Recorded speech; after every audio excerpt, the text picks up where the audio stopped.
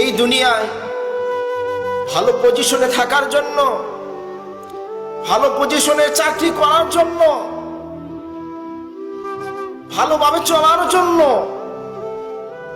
এই দুনিয়ার যত সাবজেক্ট আছে সব সাবজেক্ট তুমি পড়লা, সব সাবজেক্ট সম্পর্কে তুমি পারদর্শিতা অর্জন করেছো, কিন্তু কোনদিন ভেবেছ যে আল্লাহ তোমাকে আমাকে 30 পারা বিশিষ্ট একটি কিতাব দিয়েছে?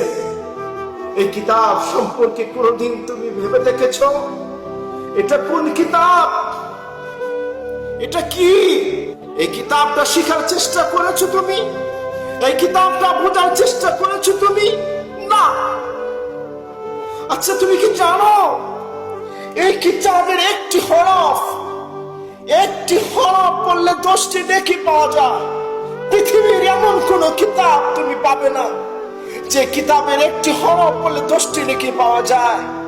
আল্লাহ সুবহানাহু ওয়া তাআলা তোমাকে আমাকে যে কিতাব দিয়েছে, এই কিতাবের একটি হরফ পড়লে 10টি নেকি পাওয়া যায়। সুবহানাল্লাহ।